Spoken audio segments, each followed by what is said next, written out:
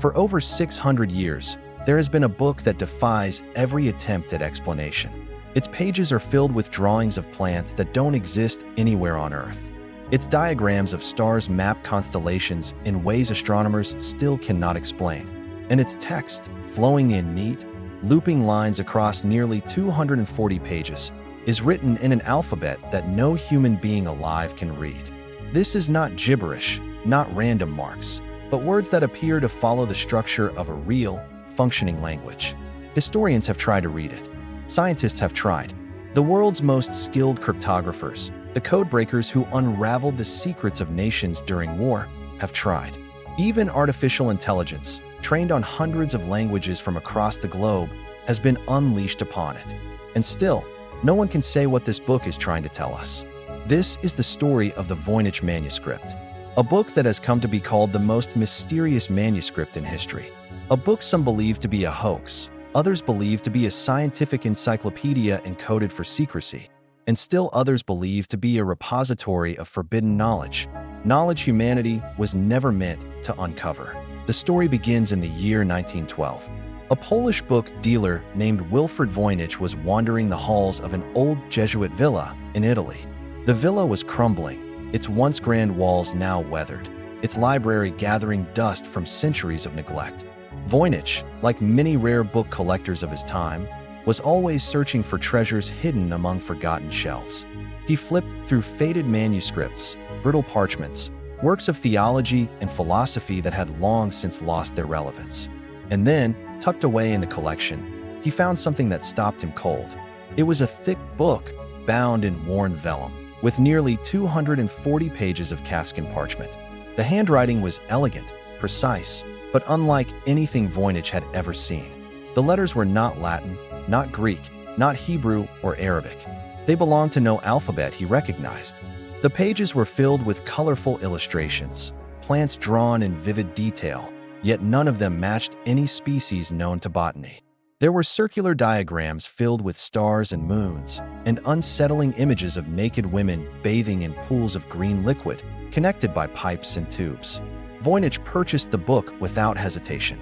At the time, he could not have known that this strange volume would consume the rest of his life, and that its mystery would outlive him by centuries. From that moment forward, the book bore his name, the Voynich Manuscript. From the very beginning, scholars, linguists, and scientists were baffled. The text appeared to follow real linguistic rules. Certain words repeated in structured ways, while others followed a rhythm similar to known languages. But when compared to any actual human tongue, it matched none of them. It was not Latin, which dominated medieval Europe. It was not Greek, not Hebrew, not Arabic, nor any of the obscure dialects known to the scholars of the early 20th century. Voynich sent facsimiles of the pages to some of the most respected linguists of the time. Not one could make sense of the writing. As years went on, the mystery only grew. When the world was plunged into the chaos of World War II, cryptography became a weapon of survival.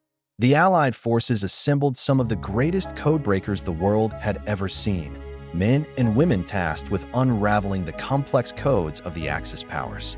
They cracked the infamous Enigma machine. They deciphered messages that shifted the tide of war. But when those same brilliant minds examined the Voynich manuscript, they met their match. For all their brilliance, they could not break the code. Decades later, as technology advanced, computers were turned on the problem. Artificial intelligence, capable of detecting patterns invisible to the human eye, was trained on hundreds of languages across the globe. The result was chilling. The text of the Voynich manuscript behaved exactly like a real language. It was not random gibberish.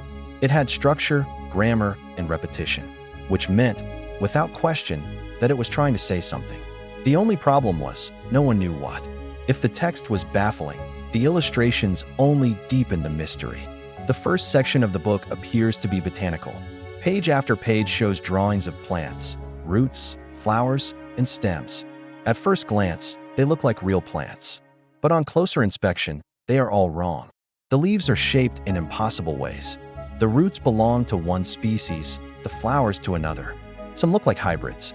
Others resemble no plant that has ever been cataloged. Botanists across centuries have tried to identify them, and each time, the conclusion is the same: they do not exist. The second section of the manuscript is astronomical. Here we find diagrams of stars and planets, zodiac wheels, and celestial charts. Some resemble the zodiac signs we know today, like Sagittarius and Scorpio.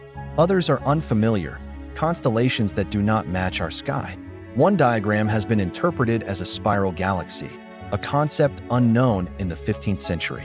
Another shows moons orbiting a central star in a way eerily reminiscent of modern astronomical models. Did the author possess knowledge centuries ahead of their time? Or are we simply reading too much into strange medieval drawings? Then comes the most unsettling part of the manuscript, the so-called biological section. Here, dozens of naked women are depicted, bathing in pools of green or blue liquid. Tubes connect their bodies to stars, to plants, to odd mechanical devices that resemble alchemical equipment. Some women appear to be pregnant, others giving birth, others dissolving into the strange fluid that surrounds them. Scholars have speculated that this section may depict medical or fertility rituals, some lost science of reproduction. But the imagery is disturbing and unlike anything else found in medieval manuscripts. Finally, there are pages that appear to contain recipes, written in the same unreadable script, punctuated with stars and strange symbols. Each recipe is short, almost like a list, as if the author was recording formulas for potions, medicines, or something darker. With each section, the mystery grows, and so do the theories. Some argue that the manuscript is a hoax. A medieval trickster, perhaps in the 15th century, created a book filled with nonsense to fool a wealthy buyer.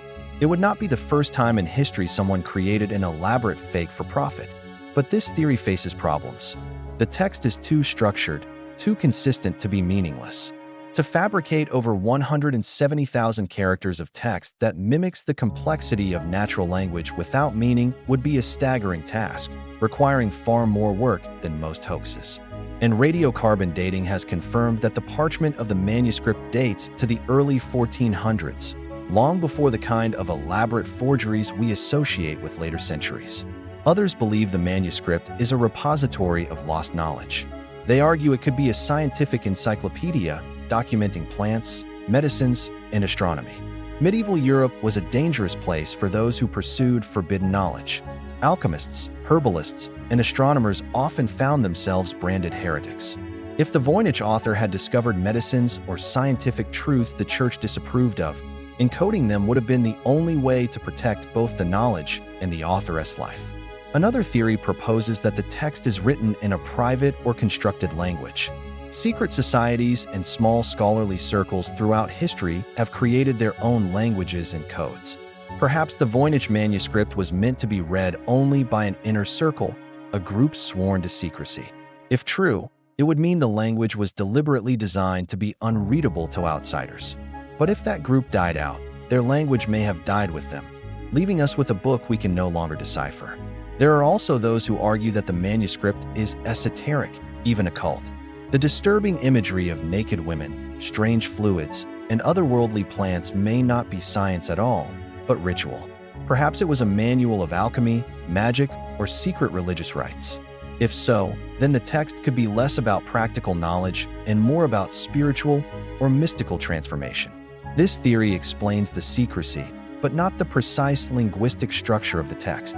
And finally, there are the fringe theories. Some claim the manuscript was written by beings not of this world. They point to the plants that do not exist, the astronomical charts that do not match our sky, and the strange scientific imagery as evidence that the book originated beyond Earth. Others whisper that the manuscript may have been left by a time traveler, recording knowledge centuries ahead of its time.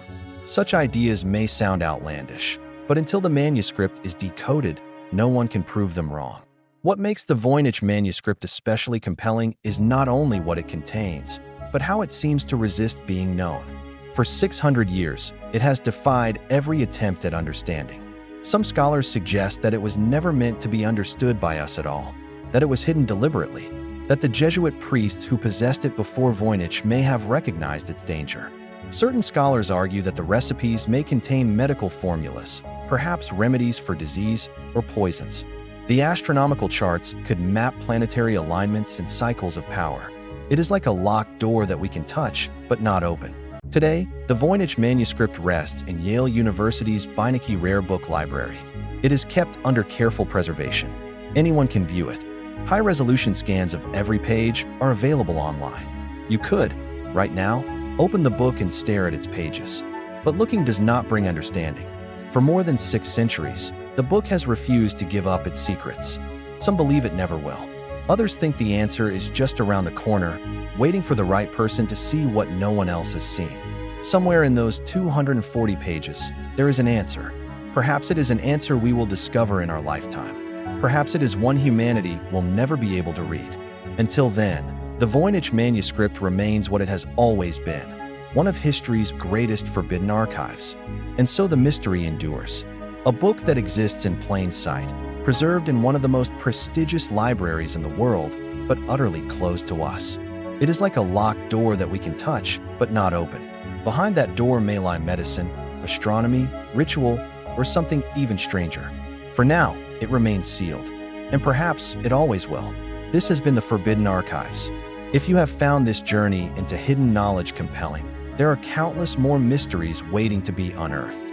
Subscribe and return, because this archive is endless, and the deeper we go, the more secrets we uncover. Until then, keep searching.